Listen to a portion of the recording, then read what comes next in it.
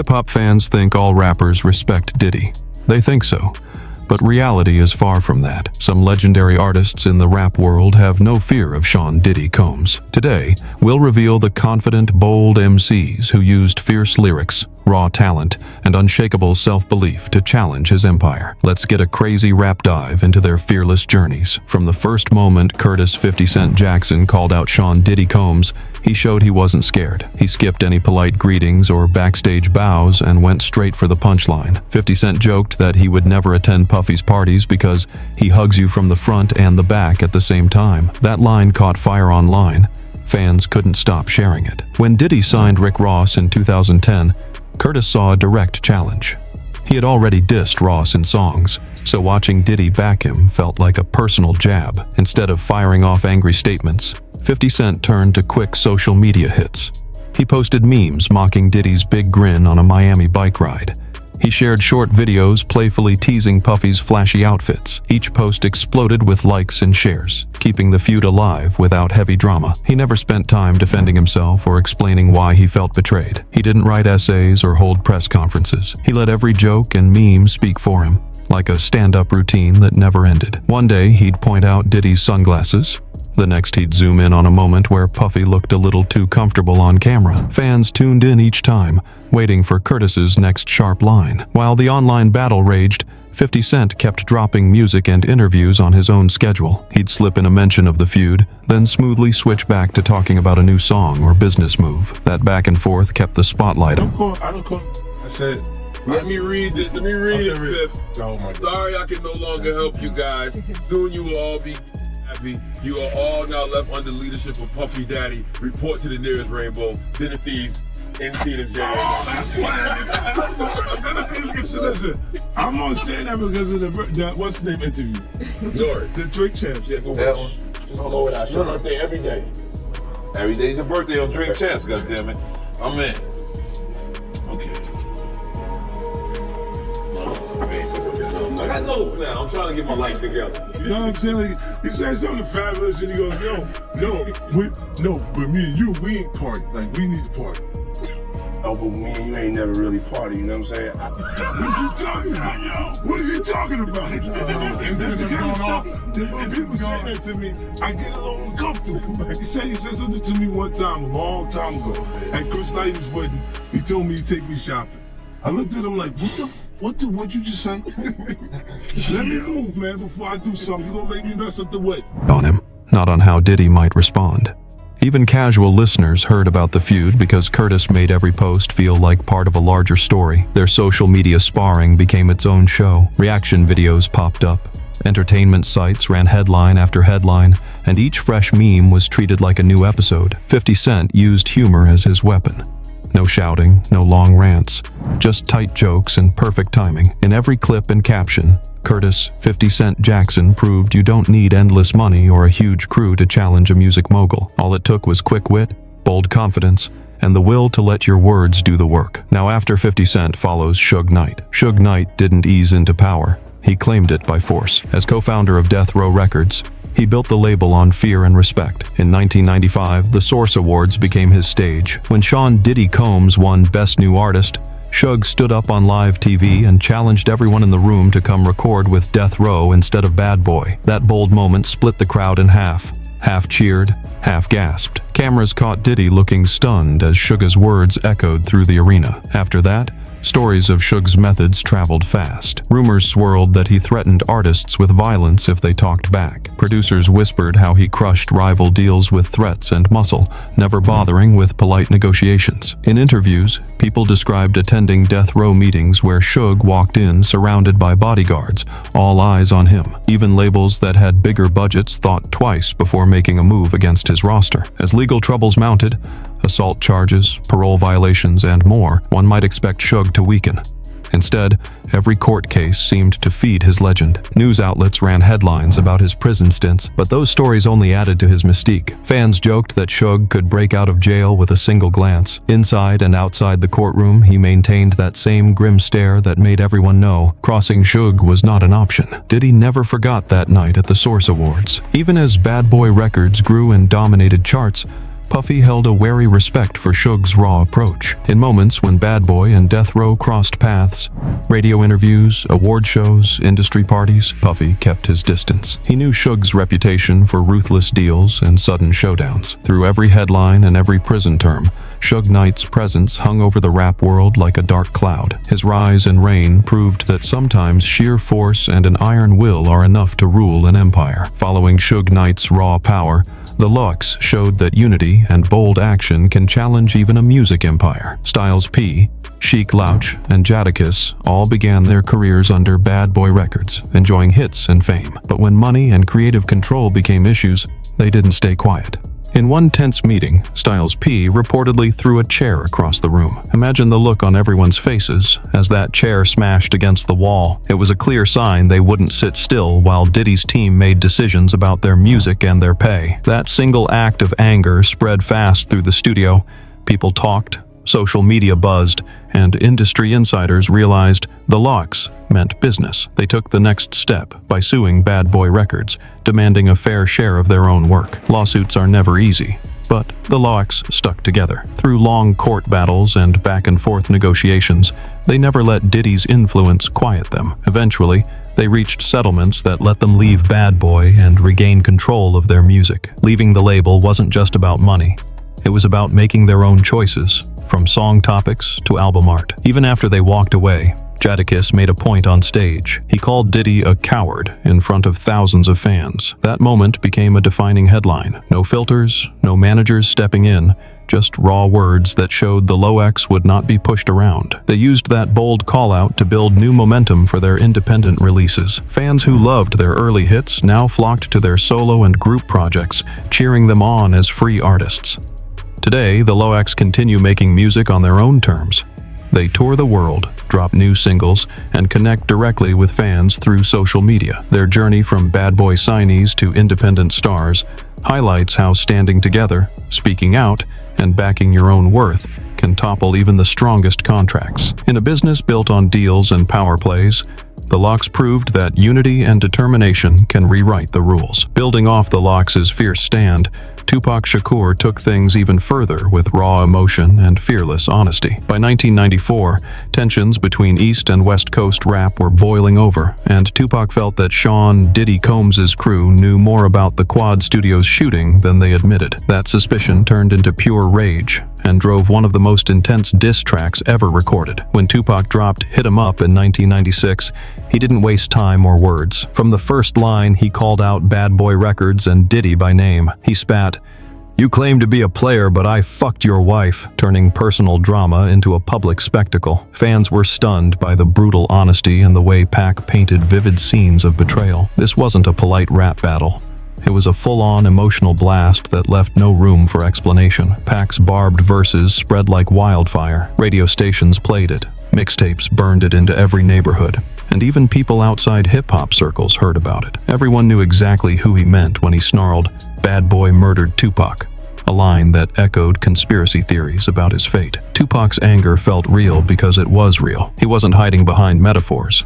He was naming names and daring them to respond. After Tupac's untimely death later that year, his recorded words carried even more weight. The Don Illuminati, the 7-Day Theory, released under his Machiavelli alias, kept the feud alive. Songs like Hail Mary and Bomb First, My Second Reply, continued to jab at Diddy and Bad Boy Records. Listeners felt like they were eavesdropping on a private war. Every lyric seemed to confirm that Pac never backed down, even when the stakes were life and death. Years later, new generations still study Pac's lyrics for that fierce honesty. They see how he mixed pain, anger, and raw truth into every line. Rappers and fans alike refer back to Hit 'Em Up as a benchmark for fearless expression. Even without live performances, Pac's voice challenged a music mogul and kept that challenge alive long after he was gone. Through Hit 'Em Up and the Machiavelli album, Tupac Shakur turned personal suspicion and grief into an anthem of raw power. He made it clear that no amount of fame or influence could silence his voice once he decided to speak. Building on Tupac's fearless honesty,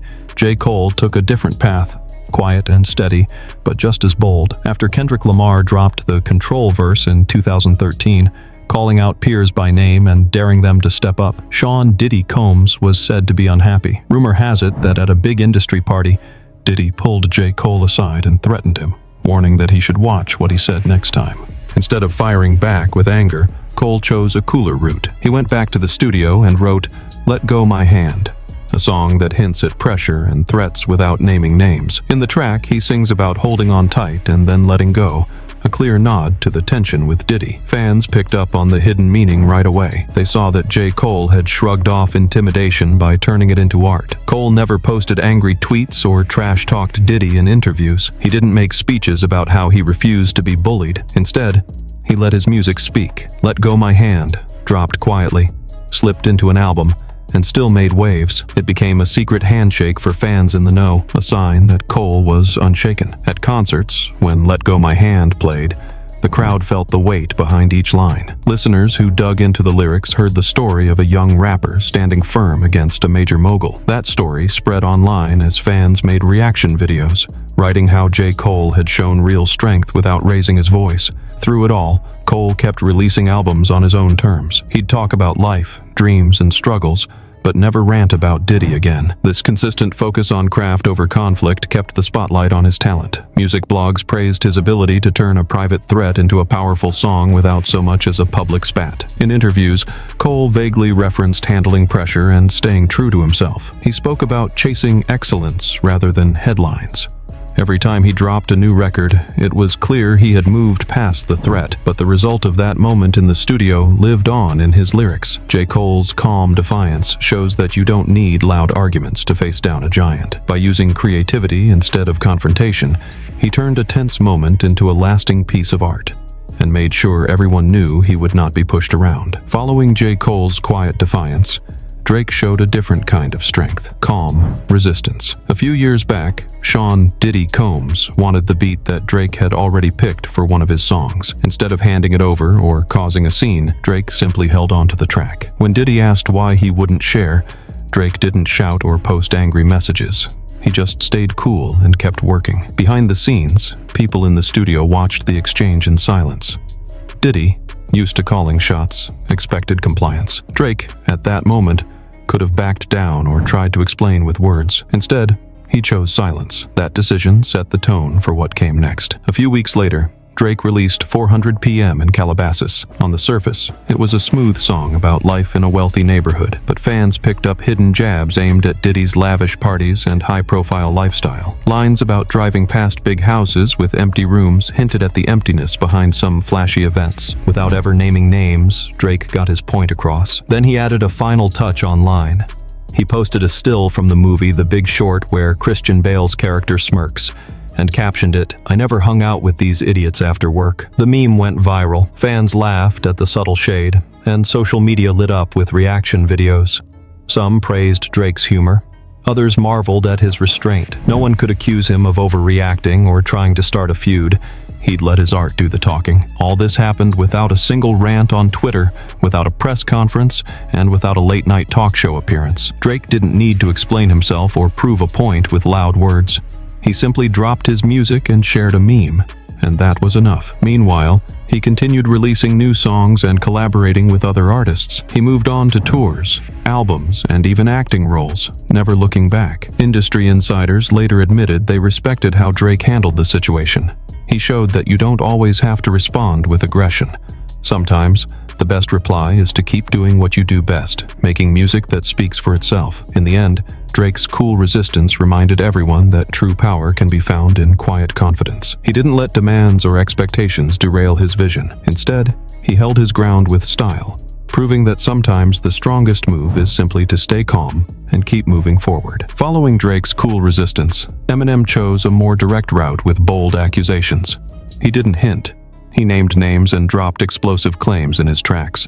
In 2018, Eminem released Kill Shot, his official response to Machine Gun Kelly. Toward the end of the song, he turned his focus on Sean "Diddy" Combs. M claimed Diddy had some connection to Tupac Shakur's 1996 murder. The line hit hard. "If you think I'm pausing for P. Diddy, you're mistaken." He went on to question why Diddy never cleared up rumors about that night in Vegas. Suddenly, a rap beef turned into a reopened mystery about one of hip-hop's biggest unsolved crimes. Fans and news sites exploded. Comment sections filled with debates over whether Eminem had proof or was just stirring the pot. YouTube reaction videos poured in, each one dissecting Eminem's every word. Some listeners felt the line was too much, while others cheered M for his fearless approach. Meanwhile, Diddy stayed quiet.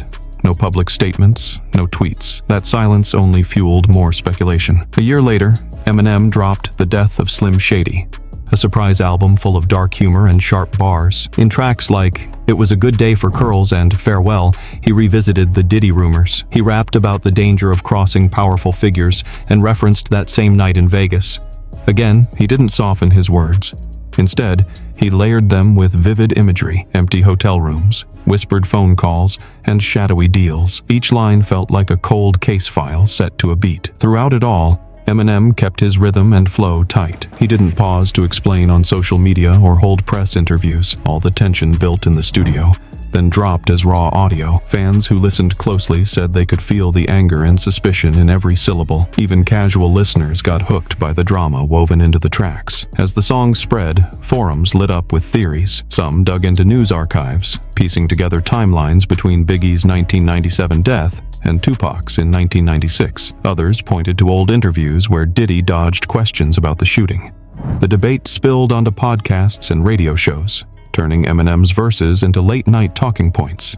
In these tracks, Eminem showed how direct words, true or not, can spark moments bigger than any beat drop. He used his platform to raise questions and keep a decades-old story alive in rap fans' minds. By naming Diddy in the same breath as Tupac's shooting, Eminem proved that in the world of hip-hop, a few bold lines can outshine even the loudest chorus. Building on Eminem's direct hits, Kendrick Lamar turned tension into art with his own creative counterpunch. After Kendrick dropped the verse "King of New York" on Big Sean's 2013 track "Control," Sean "Diddy" Combs didn't stay silent. He posted a photo of Jay-Z on Instagram with the caption, "King of New York," a clear reply. Inside the industry, word spread fast. Diddy was known to guard his territory, and this public call-out felt like a warning shot. Rather than trading threats or filing lawsuits, Kendrick stayed focused on making music. He didn't push back on social media or in interviews.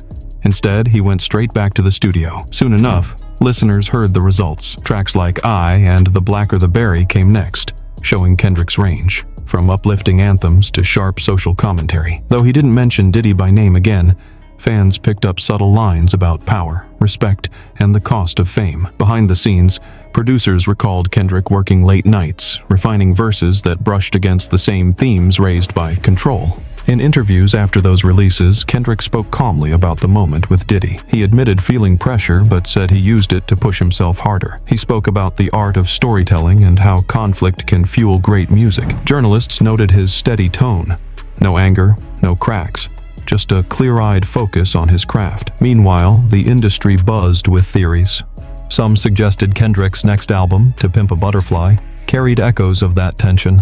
Songs about loyalty, betrayal, and standing strong under pressure. Listeners dissected lyrics line by line, connecting dots between King of New York, Diddy's Instagram post, and Kendrick's later work. On tour, Kendrick's live shows reflected that creative spark. He mixed old hits with new material that hinted at those past battles. Fans watching on big screens saw images of city skylines and flashing cameras, symbols of the fame and power struggles behind the music. In the crowd, people cheered louder at lines that felt like answers to Diddy's challenge. Through it all, Kendrick never lost focus on his message. He didn't let the feud derail his vision or slow his momentum. Instead, he treated every beat and every verse as part of a larger story, one where artists respond not with fights, but with fresh sounds and deeper lyrics. In Kendrick's world, every conflict becomes a chance to reach higher, write stronger, and let the music speak. These rappers prove that real power in hip-hop comes from self-belief and fearless expression. Whether through humor, music, or bold words, they stood up to Diddy and won respect on their own terms. Which story inspired you most? Tell us in the comments below. Don't forget to like, share, and subscribe for more amazing tales from the world of rap.